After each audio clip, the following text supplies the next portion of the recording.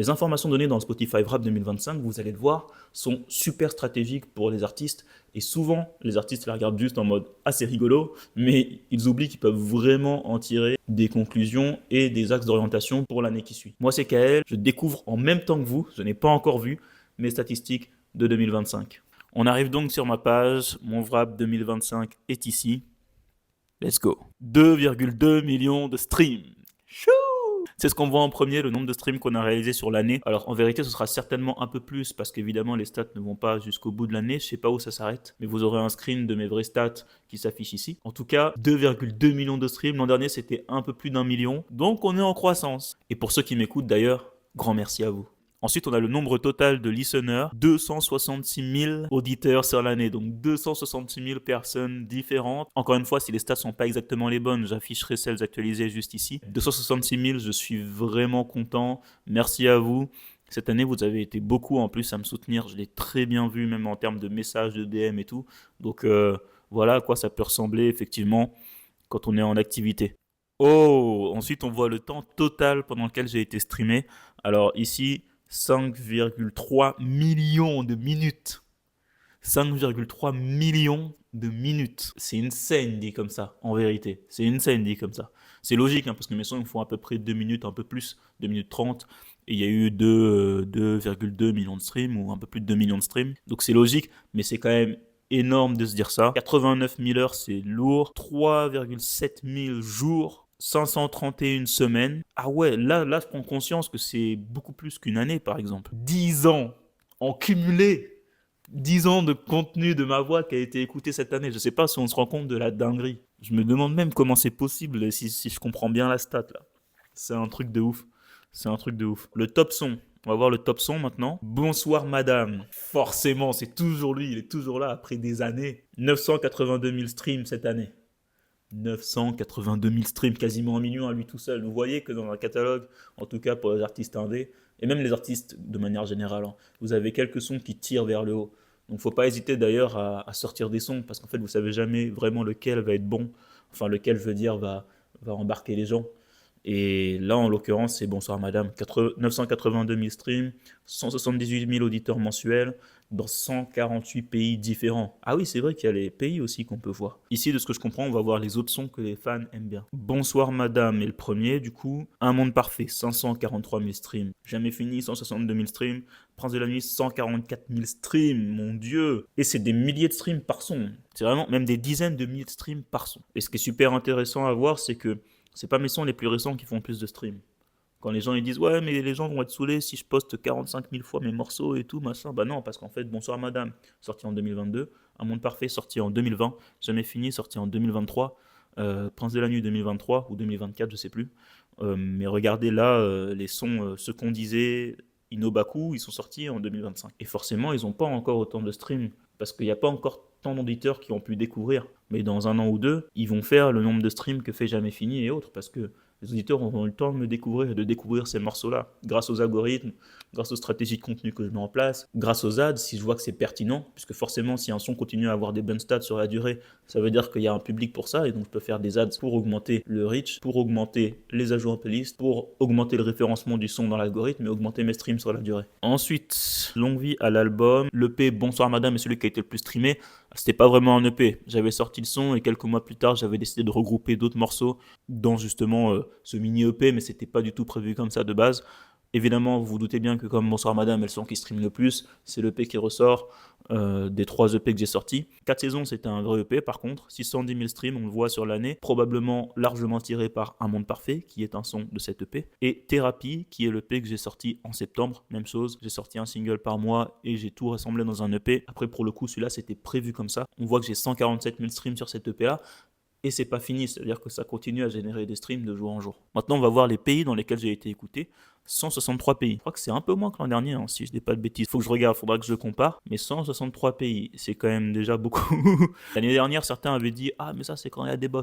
Non, en vérité, quand il y a 163 pays, c'est juste que bah, de un, il y a quand même pas mal d'endroits dans le monde où les gens parlent français. En plus, les gens ne sont pas forcément obligés de parler français pour écouter de la musique francophone. Et en plus de ça, quand quelqu'un voyage et écoute de la musique à l'étranger, c'est compté comme une écoute dans un autre pays. Vous vous doutez bien qu'avec en moyenne cette année, je devais avoir 45 000, 50 000 auditeurs par mois. les gens voyagent. Donc c'est totalement normal d'avoir ce type de statistiques. D'ailleurs, on va le voir avec les top pays. Où est-ce que je suis le plus écouté? En cinquième, c'est l'Allemagne. Ça n'a pas bougé, je crois, par rapport à l'année dernière. La Suisse, le Canada, c'est pas surprenant non plus parce que moi j'avais déjà fait des campagnes ads qui targetaient certaines parties du Canada et j'avais visé le Canada francophone bien sûr. La Belgique, pas surprenant du tout parce qu'en Belgique on écoute quand même beaucoup de rap francophone. J'avais également fait des ads en Belgique donc ma musique elle a pu s'exporter, mais de toute façon même sans ads, l'algorithme Spotify pousse mes sons à des personnes qui écoutent le type de musique que je fais. Number one, la France, nous ne sommes pas surpris. Les super listeners, ce sont les auditeurs qui sont beaucoup plus actifs en fait, qui écoute énormément vos morceaux. Cette année, le mois où j'ai eu le plus de super auditeurs, c'était en mai. C'est d'ailleurs le mois où j'ai sorti Inobaku. Je ne sais pas si c'est lié. J'avais fait une campagne, je crois, pour Inobaku en plus, une campagne d'ads.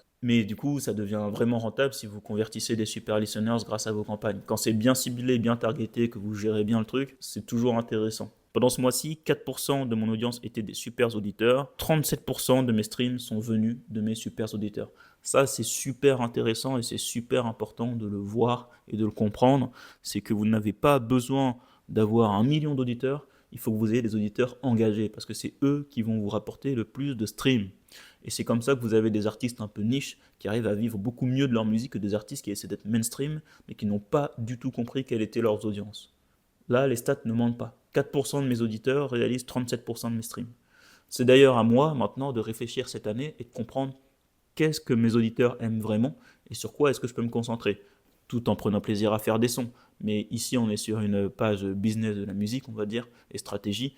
Donc concrètement, si je voulais vraiment aller chercher la rentabilité, le profit à tout prix, c'est ça qu'il faut comprendre. Mes super auditeurs, qu'est-ce qu'ils aiment? Évidemment, je vous dis ça là pour vous montrer la manière de penser, mais j'y ai déjà réfléchi et pour 2026, j'ai déjà des projets qui vont dans ce sens. On verra ce que ça donne, on se donnera rendez-vous au Wrap 2026. Ensuite, on voit les canevas. Les canevas, c'est les vidéos que vous pouvez mettre via Spotify sur Artist et c'est ce qui va apparaître quand quelqu'un va lire votre son sur Spotify. 23 800 vues pour celui de Jamais Fini. Concrètement, si vous me posez la question de est-ce que les canevas sont utiles, je pense que c'est toujours bien de les mettre, ça ne coûte rien. Ça peut en plus non seulement jouer pour garder l'attention d'un auditeur, qui serait en train de regarder son écran pendant que votre son défile. Ça vous permet de passer la barre des 30 secondes et donc de comptabiliser un stream. Et en plus, si vous mettez votre visage ou en tout cas un élément de votre marque artistique, l'auditeur va avoir des signes d'identification par rapport à votre musique ou votre univers et c'est toujours important. Celui-ci, c'est celui d'Un Monde Parfait, 68 000 vues. Ce n'est pas étonnant non plus parce que c'est le deuxième son le plus écouté. Je pense qu'on va ensuite avoir le droit à celui de Bonsoir Madame, 139 000 vues, évidemment. Mon son le plus écouté, donc c'est évident qu'on va avoir beaucoup plus de vues sur le Canva également. Au total, 290 000 vues de Canva. C'est vraiment intéressant. Si c'est vous sur le Canva, et là dans les 3 cas c'est moi, et votre visage ou votre signe distinctif est beaucoup plus repérable, même sur les réseaux, quand ils scrollent, ils vont peut-être s'arrêter beaucoup plus facilement sur une de vos vidéos. Cette année, ils ont fait la même chose que pour les auditeurs, ils ont regroupé les artistes dans des clubs. On va voir à quel club je corresponds. Cloud State Society. J'ai mon Spotify for Artists en anglais sur mon ordi, donc il faudra que je regarde à quoi ça correspond sur le téléphone. Mais apparemment, les membres de mon club trouvent la paix à travers ma musique. C'est très bien, c'est exactement le message que je veux donner. Moi, en fait, avec ma musique, je compte toucher le cœur des gens, comme beaucoup d'artistes vous le diront, hein, c'est sûr. Mais c'est vraiment ce qui me tient à cœur, de toucher les émotions, d'essayer de réconforter, mais aussi d'inspirer et de motiver.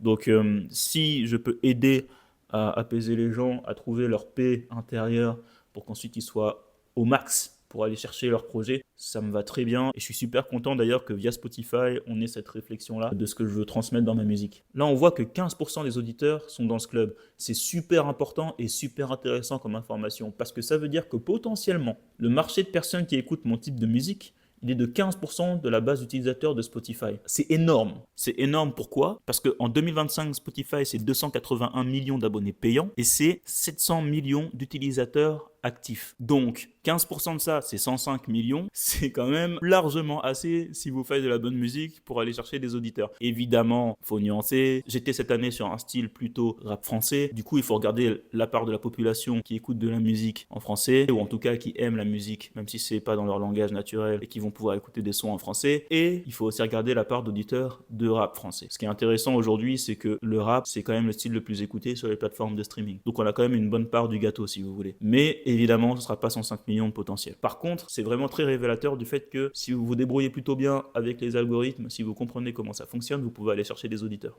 Donc là, on voit que concrètement, il y a une vraie décision stratégique à faire. Si tu combines ça avec ce qu'on a vu sur l'information des super listeners, tu sais déjà comment un peu réfléchir en 2025, tu as déjà un peu conscience de ton potentiel. Et c'est pas que pour le rap, c'est-à-dire que si vous êtes dans un autre style, vous regardez le pourcentage de personnes qui écoutent cet autre style et vous appliquez les statistiques de la même manière que je viens de le faire. On va parler de playlists maintenant. J'ai été ajouté à 22 000 playlists. Vous imaginez 22 000 playlists? Pour les artistes indés, on est toujours un peu en souffrance sur les stats, etc. Surtout si vous commencez à vous comparer à des artistes qui sont en major et qui font des millions de streams. Enfin, on fait des millions de streams, mais des millions de streams par mois, voire par semaine. Mais ici, 22 000 playlists. C'est-à-dire que ce ne sera pas forcément 22 000 personnes, ça peut être une même personne qui a aussi plusieurs playlists parfois. Mais c'est quand même énorme. Et ça fait quand même plaisir de se dire qu'il y a des gens qui attendent vos musiques pour les mettre dans leur playlist et les écouter au quotidien. Mes tracks ont aussi été sauvegardés un peu plus de 37 000 fois, donc ça c'est ajouté au titre liké, vous savez. On va voir maintenant les nombres de partages de ma musique. 1000 partages sur la musique. Ça c'est intéressant comme stat parce qu'elle me déçoit un peu personnellement, dans le sens où j'aimerais encore aller plus loin. Que les gens aient vraiment envie quand ils entendent un son, surtout un son comme Bonsoir Madame par exemple, ou des sons un peu plus festifs, d'avoir envie de les envoyer à leurs potes, parce que je comprends que les sons un peu plus calmes soient personnels, mais vraiment les sons de soirée, j'aimerais bien qu'ils aient envie de les partager pour se dire ce soir on danse là-dessus. Ça c'est un objectif que j'ai aujourd'hui. Il faut aussi bâtir cet esprit de communauté, je pense, pour que les gens se partagent les sons, etc. Et c'est des axes sur lesquels je dois travailler notamment pour 2026. Mais 1000 partages c'est déjà cool. Ça veut dire qu'il y a quand même à 1000 occasions quelqu'un qui a décidé de cliquer sur un bouton pour dire ce son est vraiment super, j'ai envie de le partager. Et ici ce qu'on voit c'est que 40% ça a été des liens directs, 16% via Snapchat, 15% via WhatsApp, 16% Instagram et 13% par d'autres médias. Donc je suis quand même très content des intentions des gens d'aller partager à leurs potes, à leur famille peut-être, et dire j'ai kiffé cette musique, j'ai kiffé cet artiste, dites-moi ce que vous en pensez, ou alors juste kiffer avec moi, ça c'est cool. Maintenant, on va donc voir les pourcentages d'évolution en 2025 par rapport à 2024. On voit qu'en termes d'auditeurs, c'est une augmentation de 86%, c'est colossal. En termes d'enregistrement, 151%. En termes de followers, plus 167%. En termes de streams, 183%. D'ajouts en playlist, 177%. Canva View, plus 104%. Que des augmentations. Et c'est pas genre du 10% d'augmentation. Là, on se prend vraiment des trucs de fou. C'est vraiment trop cool. Tu vois que tu ne stagnes pas.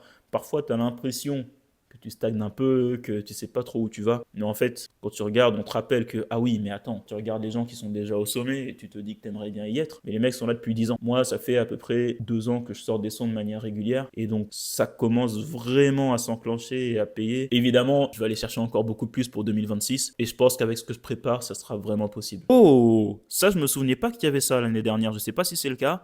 Mais ici, on voit que ce qu'on disait, était le son que les fans étaient probablement le plus à même de partager. Et bah vous savez quoi? Ça veut dire qu'il va falloir que je fasse de la promotion sur ce morceau. Parce que je l'avais un peu laissé de côté. Je l'avais sorti, j'aime beaucoup ce morceau, mais je l'avais pas forcément enclenché beaucoup plus. Alors à mon avis, on va peut-être remettre un coup d'accélérateur en 2026 sur ce morceau-là. Et c'est là que vous voyez que les sons ne meurent jamais. Il doit avoir à peu près 50 000 streams ce morceau. Autant vous dire qu'il y a encore plein de gens qui doivent le découvrir. Donc je pense que je vais le mettre dans ma rotation de single à promouvoir cette année. Un monde parfait, alors ça je sais pas si c'est véridique ce qu'ils mettent ici, comme quoi les gens l'écouteraient plutôt la nuit. Écoute, c'est une bonne indication aussi. Après, je peux pas forcément y faire grand chose, à part peut-être me dire sur des visuels maintenant. Je vais faire des visuels un peu plus nocturnes pour ce morceau. Peut-être que ça va coller au mood que les gens ont quand ils écoutent le morceau et peut-être qu'ils seront encore plus à même de partager sur les réseaux sociaux, du coup, les vidéos de ce morceau-là. Ensuite, on voit un morceau qui a été beaucoup apprécié ici cette année, et ça je l'ai vu que ce soit dans vos messages, en DM, que ce soit dans les stats Spotify et autres, Inobaku. Ça c'est un son qui a beaucoup plu à mon audience cette année, et j'en suis ravi.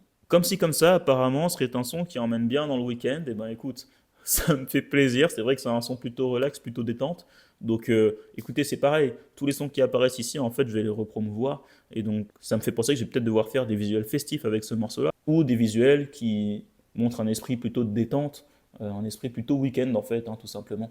C'est toujours intéressant de savoir qu'est-ce que votre son inspire aux gens au final. Encore une fois, sur cette section-là, je ne sais pas à quel point Spotify est précis, donc ça vaut le coup d'essayer, mais je ne sais pas ce que ça va donner en réalité. Et en 2025, j'ai été un top 10 artiste pour 3300 personnes. 3300 personnes m'avaient dans leur top 10. C'est fou, en vrai c'est fou. En vrai, c'est fou, c'est juste fou de se dire ça. On part de rien, on part de DistroKid, on part de TikTok et Instagram. Et aujourd'hui, il y a des gens qui t'écoutent au quotidien. Et ça, c'est magique de se dire ça. Top 5 artistes pour 1200 personnes. C'est incroyable. En plus, on se dit top 5 artistes. Donc là, quand ils ont les cartes Spotify de fin d'année, il y a ma tête. Et top 1 artiste pour 167 personnes. Let's go! 167 personnes. Je suis leur artiste le plus écouté de l'année. Faudrait que je regarde le nombre de places à la Boule Noire. Je sais pas si c'est pas 200, 250, j'ai peut-être une grosse bêtise. Mais 167 personnes ici qui sont super fans comme ça. Quand j'essaie de représenter en physique ce que ça donnerait, ça me fait quand même bien chaud au cœur. Évidemment, si je faisais un show, ça veut pas dire que ces 167 personnes seront là. Mais c'est quand même quelque chose qui